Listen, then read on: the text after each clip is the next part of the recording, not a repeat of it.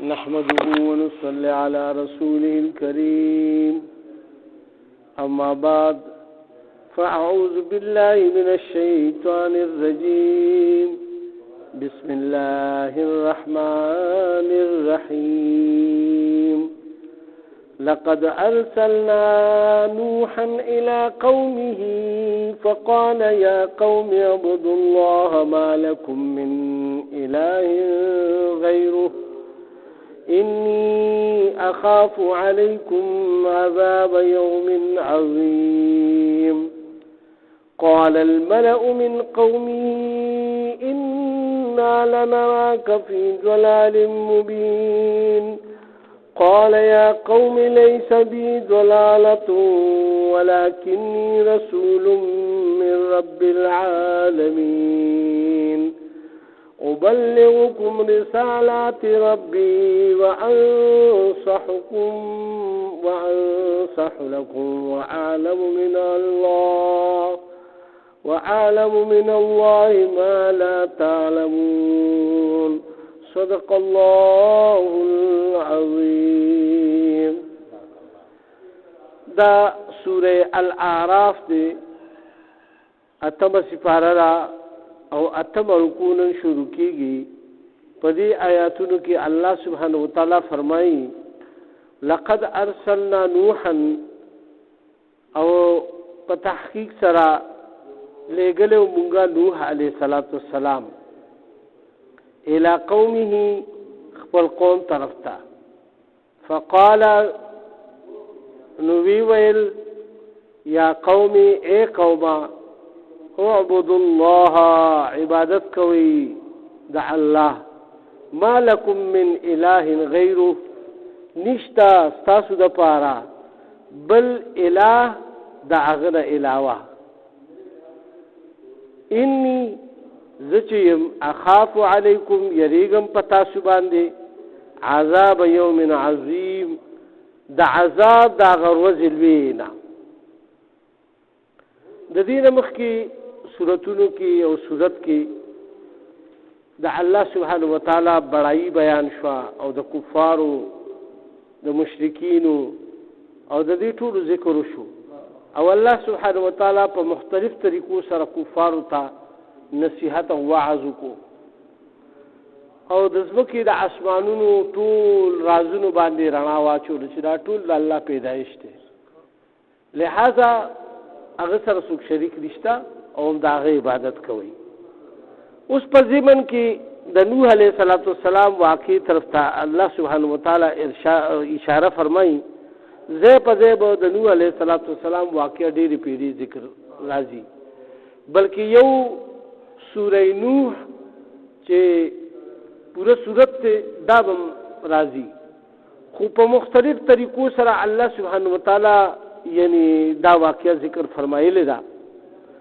او دا څه د کہانو او د کیسو کتاب نه دی چې دا یو ترتیب سره وي او پورا په ترتیب باندې بس یو کیسه روانه شي او کیسه ختم شي. یو د یوسف علیه السلام واقعه په قرآن کې دا سدا چې دا پورا په ترتیب الله سبحانه وتعالی د سر نواله تر اخره پورې په یو صورت کې ختم کړی دا. هغه بیا بل ځای کې ذکر نشته. هغه د دې لپاره چې د هغې نه مخ د دغې په باره کې باقاعده یهودیانو دا تپوس کړی چې دا بني اسرائیل دغه نه فلسطین نه څنګه دلته مصر ته راغله. ای تپوس کړو او د هغې مقصد او مطلب دا و چې یاره دته خو به د دومره واقعاتو پته نه دا یو عربي سړی دی او د هغه ځای نه خو دا ډېر لرې دی، لہذا ٹھیک د ده به را نورې کیسې کهانۍ دا چې کومې مونږ وایو چې دا کیسې کهانۍ دي، لیکن دا خو د الله آیاتونه د الله له طرف نه راتلو، خو په دا ګمان کولو چې دا دی د ځان نه جوړی که نه، ای په دا ګمان کولو ای په ده یقین نه راتلو چې دا پیغمبر دی د الله او د باندې وحي راځي. دا وایي دی د ځان نه چې څه اورېدلي دي چېرته زړو مشرانو نه کیسې اورېدلي دي نو هغه مونږ ته بیانوي. نو دی بیا کفارو چې کله یهودیانو سره دا خبره دغه کایم ته وی چې دغه شانتیا یو پیغمبر پیدا شوی دی او هغه وی چې زه پیغمبر یم د الله رسول یم او ما باندې وحی راځي د اسمانونو. يهوديان ورته دا ووایي چې تاسو د هغه نه دا تپوس کوئ چې دا څنګه یعنی بني اسرائیل چې کوم دي نو دا راغلي څنګه دلته دوی خو په دغه کې اوسېده او بیا مصر ته څنګه راغله نو د هغې پوره واقعه دی الله سبحانه وتعالی په قرآن پاک کې په سوره یوسف کې بیان کړې ده چې د سر نه والد چې څنګه د یعقوب علیه السلام بچي وو او پوره واقعه تر هغې پورې بیان کړه نور واقعات چې څومره دي د آدم علیه السلام د نوح علیه السلام د عادیانو سمودیانو یا د نور واقعات چې څومره د قومونو دي نو دا د عبرت په ځای باندې په هر صورت کې الله سبحانه وتعالی چې کله کفارو ته خطاب فرمایي نو د عبرت دپاره چې تاسو نظر وکئ چې دام یو قومونه او ستاسو نه په قوت طاقت او په شان او شوکت کې هم زیاتو په جسو کې هم د نه غټو په مالدارۍ کې هم د نه زیاتو علاقه هم ورسره ډېره وه او بیا هم چې کوم دی نو الله هلاک کړ د صرف د څه وجې نه چې نافرمانه و الله سره شرک و بتپرستي کوله د نوح علیه السلام دلته په لومبي ځل چونکې ذکر راغو او نوح علیه السلام حدیث مبارک کې راځي مفهوم داسې دی چې 10 قرنه رستو د آدم علیه السلام نه راغلی دی 10 قرنه قرن ورته وایي غټ قاف سره لیکلی شي او محدثین حضرات فرمایي چې قرن چې کوم دی نو دا 100 کالو ته ویلی شي 100 کاله یو قرن دی یو زمانه نو قرن ورته وایي نو یعنی 1000 کاله پس تقریبا دی د آدم علیه السلام نه پس راغلی دی د آدم علیه السلام په ژوند کې بت پرستی نه وه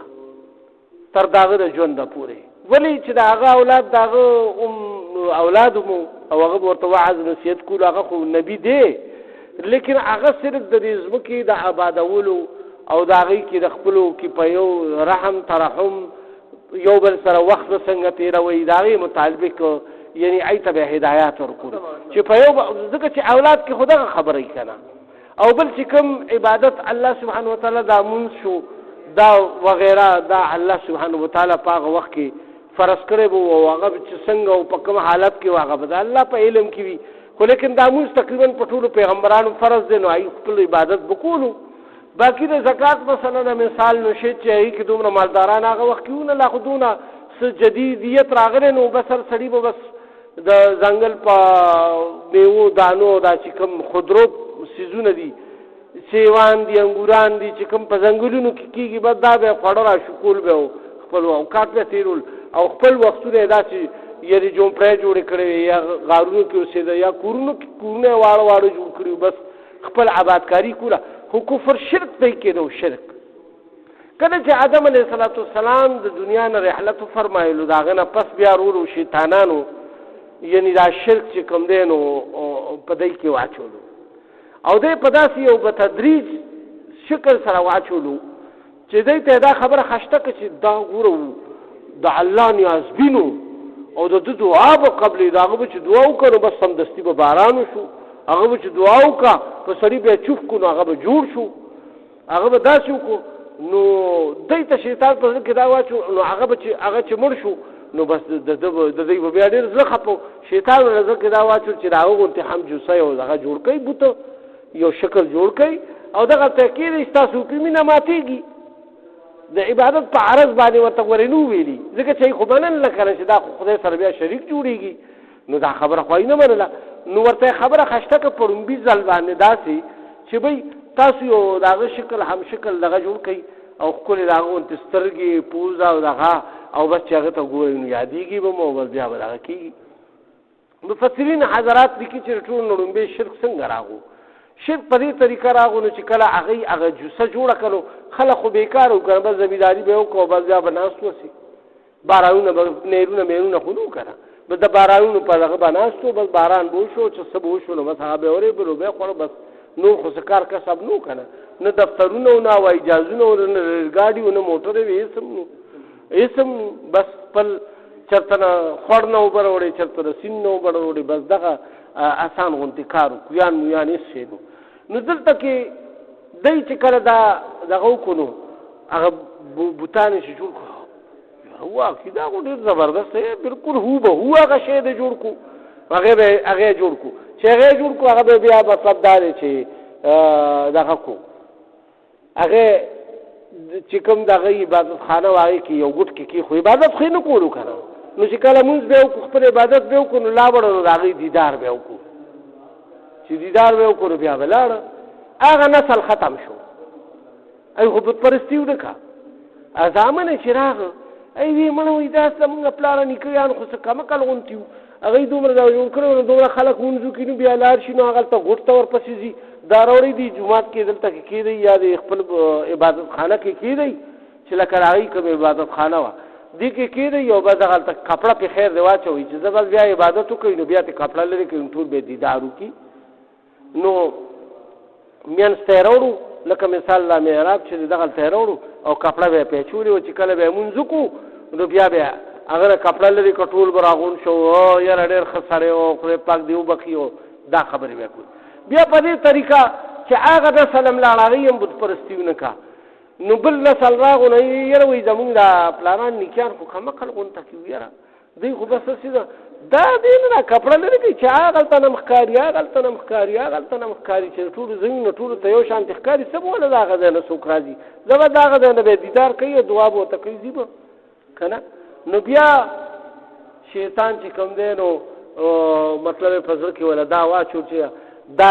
صفونو کې ولا څه مثال او هغه مخامخ بوت ولاړو نه ای خو دعا د الله نه کوله نو هغه سلورم پینځم پور چراغو نو یې فزر کې دا وی چې دا خو دنه جوړ دا سوال کوي نو خدای ته ښکار دي نه خدای خو نه ښکاری دا سوال خو هم دنه کوي نو له هغه شانتي بوتان بیا ډیر جوړ کوار دی عبادت خانه کې خو دغه شانتي بت پرشتي شروع شو او بس بیا دا به شعور شو چې بس دا بوتان دي بس وروره د دینه سوالونه کوي او دای بس د خدای نیاز بین دي او دای به چې کوم دی نو الله بس تاسو چې کوم دی نو بارانونه بم در باندې وای زامن مندل درکې او ودونه به ممکن کوادمونی کړی خزم ته غواړی او ارث ته غواړی چاته ضرورت نو زوی ته غواړی چاته ضرورت نو لور ته غواړی کړه مثال خبر تاسو ته کومه یعنی هغه ضرورتونه ټول د الله نه کټ شو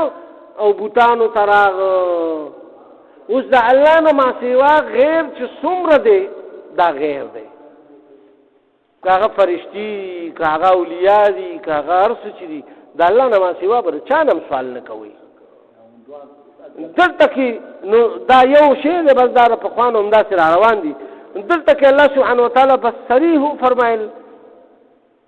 نو پدې کې اوس دغه بت پرستی خو پای کې عام شي و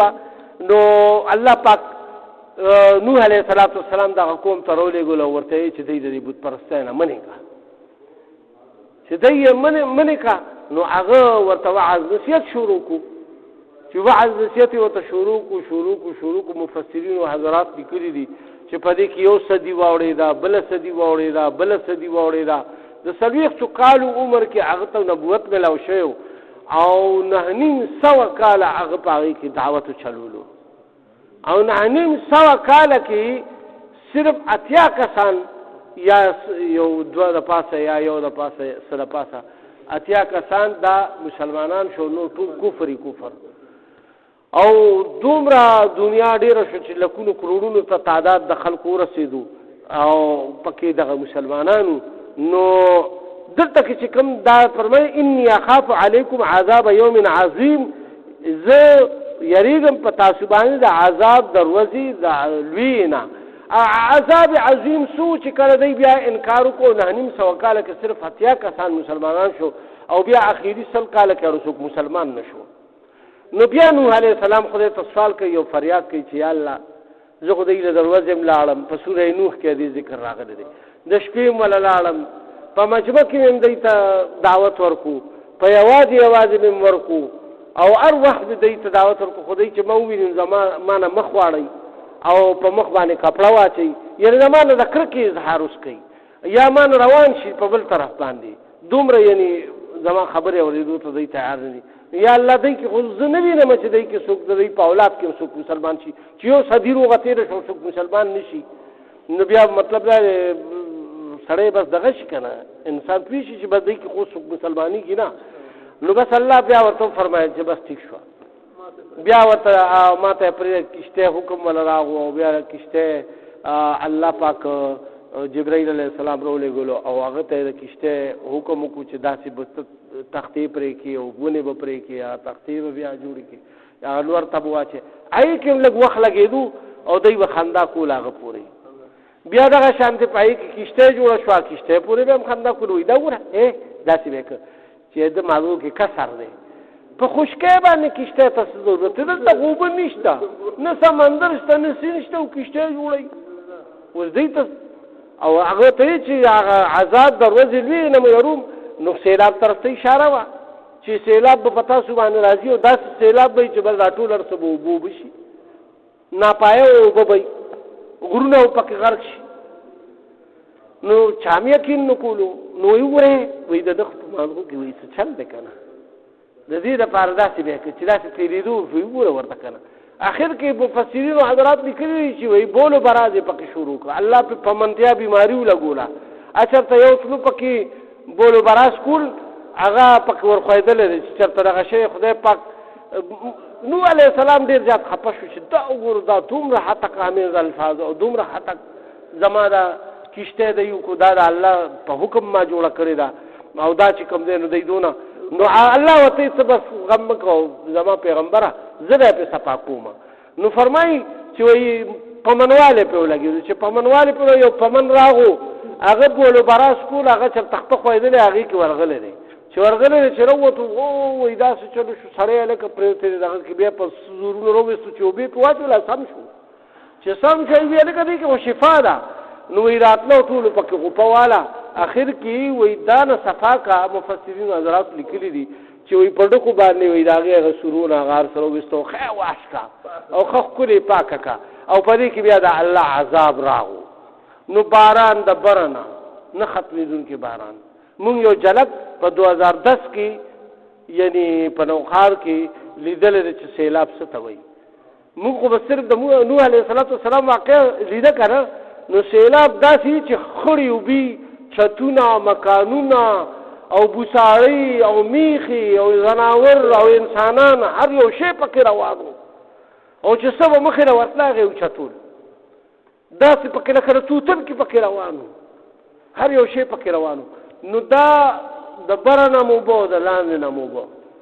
په کورونو کې د لاندې نه اوبه د کویانو نه مو اوبه بوړبوړکې والې د ځمکې نه مو اوبه راوتې د چشمو نه مو اوبه راوتې د اسمان نه مو ورېدې نو بس الله سبحانه وتعالی هغه ټول ډوب که ختم که صرف یو کشتۍ والا پاتې شو دلته الله سبحانه وتعالی د هغې ذکر کوي اوس هغه ورځ عظیم خو ذکر ده وکړو نوح علیه السلام د سر نه به لوکوټي ووایو چې بیا تاسو په معنی باندې پوه شئ لقد ارسلنا نوحا په تحقیق سره لېږلی مونږ نوح علیه السلام لره الى قومه هغه خپل قوم ته فقال یا قوم اعبدوا الله نو وی خپل قوم ته ای زما قومه عبادتو کوي صرف د یو الله ما لکم من اله غیرو چې نشته ستاسو دپاره د هغه نه علاوه بل څوک اله یعنی الله انی اخاف علیکم زه یریږم په تاسو باندې عذاب یوم د عذاب د هغه ورځې عظیم لوی نه که چېرې تاسو د ما خبرو نه منله نو په تاسو باندې به ډېر لوی عذاب راشي او دا عذاب دغه ورځ به بیا ډېره خطرناکه ورځ به وي ډېره لویه ورځ به وي یعنې عظیم عذاب عظیم او عظیم ورځې ورته په دې وجه ووایي چې په دغه ورځ به په تاسو عذاب راوي او ټول به هلاکېږي نو چې څنګه په قیامت کې یو سړي باندې عذاب به راځي ټول به هلاکېږي نو دوی دپاره دغه ورځ د هلاکت جوړه شوه لکه قیامت جوړه شو چې یوم پکې باقي پاتې نه شو قال الملأ نو ځکه چې دا کوم مشران او سرداران ملأ سردارانو ته ویل شي اوی هغه مشرانو سردارانو چودریانو یا خانانو من قومه دا هغه قوم نه انا لنراک مونږ خو وینو تعالی را فی ضلال مبین په ښکاره ګمراهۍ کې دا ته مونږ ته څه خبرې کوې څه به کېږي او څه به راځي دا وګوره مونږ له دوی نه سوال وکړو مونږ له د هغه سوالونه پوره کوي باران را باندې په ټیم وورئ زامن را کوي ښځې را کوي او چې څه ضرورت یې زمونږ دوی پوره کوي نو تاسو دلته کې قال نو هغه ورته وفرمیل یا قوم ای زما قومه لیس بی ضلالة زه په ګمراهۍ کې نیما ولکنی رسول لیکن زه خو یم یو رسول من رب العالمین د رب د طرفنا چې هغه د عالمین رب دی یعنی د کائنات رب د طرف نظر علیګل شوی ما دلته کې الله سبحانه وتعالی بیا فرمایي وبلغکم رسالاتی رسون تاسو ته هغه پیغامات رسالات ربي هغه د رب خپل وانصح لكم او نصیحتکم تاسو ته وعالم او زه پیجنم یا پیغم من الله د الله د طرفنا ما لا تعلمون هغه خبري او هغه سيزونه چې کوم تاسو نه پیژنئ تاسو ته پته نشته تاسو په علم کې نشته زما په علم کې چې څه ما ته الله پاک فرمایلی دي هغه تاسو په علم کې نه دي چې داسې عذاب به در باندې ور راشي که چې د الله عبادت مونږ کو زما خبره مونږ منله او عجبتم ان جاءكم آیا تاسو تعجب کوئ په دې باندې چې راشي تاسو ته ذکر یو نصیحت من ربکم د رب د طرفنا على رجل په یو سړي باندې من ربکم على رجل منکم استاسنا یعنی تاسو کې یو سړي باندې الله پاک وحی نازل کی او پیغمبر جوړ کی نو تاسو دا عجیبه څه غنئ نو تاسو ته کوي لينذركم چې او يروي تاسو لرا ولتتقوا او د پاره د دې چې تاسو بچ شئ او تقوا اختیار کړئ ولعلکم ترحمون او پتا سو خایږي چې بیا پتا سو باندې رحم شي که چې تاسو د الله نه او يریدئ او د الله سره مشرک پریخو د الله عبادت کو شروع کو زما خبره مو منله زما اتباع مو کا نو خای تاسو به ان شاء الله بیا بچ شئ د الله د عذاب نه او رحم به در باندې وشي چې الله د عذاب نه بچ تړي نو رحم په وشو کنه نو دلته کې الله فرمایي فکذبوه نو دای وګڼلو اغلرا دروغجن یعنی دې دروغجن وګڼلو فانجیناه نو مونږه نجات ورکو اغتا والذین معه او هغه کسانو ته چې هغه سره په الفلک په دغه کشته کې واغرقنا او غرق مکو الذین هغه کسانو لره کذبوا چې چا دروغ غنلو زمونږه آیاتونه او زمونږه خبرې او زمونږ پیغمبر لره بآیاتنا زمونږ آیاتونه لره انهم كانوا قوما عمین بشک چې وو دا رون کوم لاندو یعنی د زړه لاندو پسترګو لاندو نو پسترګو سمو په غوګونو سمو خال سټیکو خو زړې ډون حق خبرې په اثر نه کولو د سړي چې زړه رون شي کنه نو دې بیا په کګلار روان ته بیا نه ښکا ته په تډیر الکه دا سیمه دغه تکندر او وګورځيږي پکې هغه وې مړې سم نشته بس نه ورځيږم پکې بس خو چې لاړ شي وګورځيږي بیا چا تعلویل شي چې زه وګورځیدم پکې بیا خداغه आवाज هم دفن شي ساخو تیو خيږي نو مړې بیا خلک رو باسي نو بیا خو چاته आवाज نشي کوله د دې لپاره چې کوم پیغمبران راغلي هغه څومره مخلصانی د قوم باندې همدردانه سوالونه هغه ته کوي او هغه ته چې کوم دی وعظ نصیحت کوي او د الله د عذاب نه یری خو چې څوک نه یریږي او دای په خبرو باندې عملونه کوي الله سبحانه وتعالى بیا تباہ او هلاک کی الله سبحانه وتعالى دې موږ ټول ته هدایت کی او زموږ اناس پر خپل درگاه قبول او منظور کی یا الله پدې کې زموږ څخه کمې زیاتې شي موږ ته معافي کی په معنا او په مفهوم کې په هر قسم دغه کې الله زموږ تک کمې زیاتې شي نشي ناغره ته معاف کی زموږ اناس په خپل درگاه قبول او منظور کی په موږ کې په کورونو هسپتالونو کې څومره مؤمنان مسلمانان بیماران یا الله شفایاب کې څو قرضداران د قرضونو نه اخلاص کې د چا څه حاجتونه دي تا ته معلوم دي الله د خپل غیبي خزانه ورته پوره کړي د حق او حلال او د رزق فراغ سبب د ټول مؤمنانو مسلمانانو په خپل کور کړي وطن باندې اوکې او یا الله زموږ آبا او اجداد پلاران نیکان تر اوسه پورې څومره وفات شوي د ټولو مغفرت وکړي او موږ ته دا راتلونکي منزلونه آسان کړي آخر خاتمه په ایمان کې په آخر کې مدار دې مشان کریم نصیب کړي لا اله الا الله محمد رسول الله